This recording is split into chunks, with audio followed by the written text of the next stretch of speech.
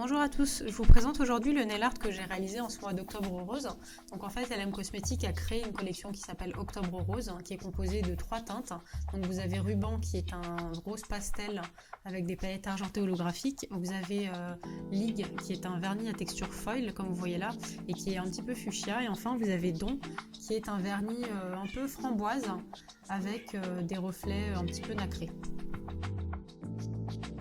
Donc pour cette collection, LM Cosmetics s'engage à reverser 2,50 € par flacon vendu. Donc c'est vraiment une très belle initiative et les teintes sont superbes. Je vais maintenant utiliser le vernis Ligue, donc je vais en déposer une goutte sur ma palette et à l'aide d'une éponge, je vais venir l'appliquer sur l'extrémité de mon ongle. Donc l'idée ici, c'est vraiment d'apposer de la couleur et non pas de faire un dégradé.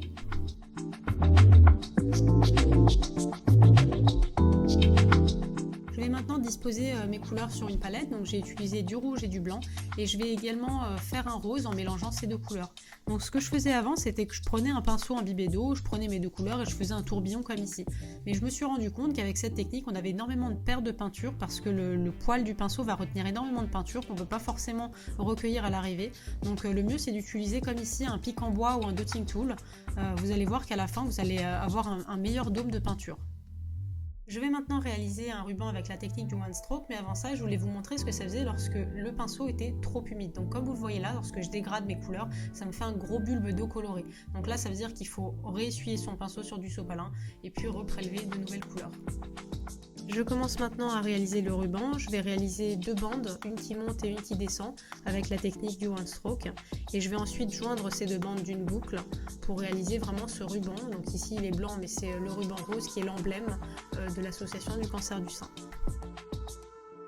Il me reste donc à réaliser la boucle, donc je commence le mouvement avec mon pinceau plat biseauté et puis je vais prendre la relève avec un pinceau fin et de la peinture acrylique blanche et je vais peindre cette boucle à main levée.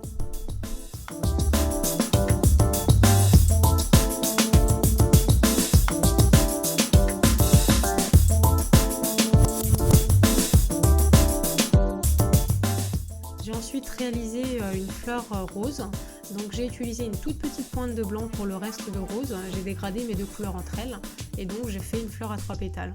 Donc pour faire une fleur à 3 pétales, surtout sur le haut de l'ongle, il faut partir le pinceau vraiment à la parallèle du haut de l'ongle, donc le haut de la voûte de la cuticule.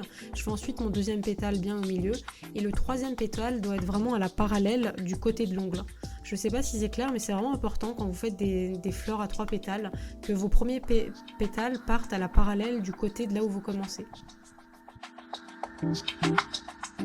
Je vais ensuite passer une 2e couche pour plus de couvrance.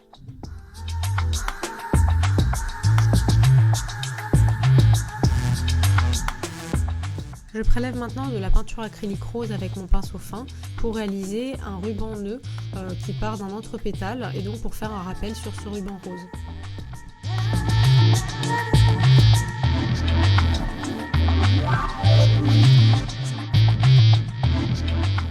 Je vais maintenant prendre un cœur du vernis Don pour réaliser des points au dotting tool au centre de ma fleur et aux alentours.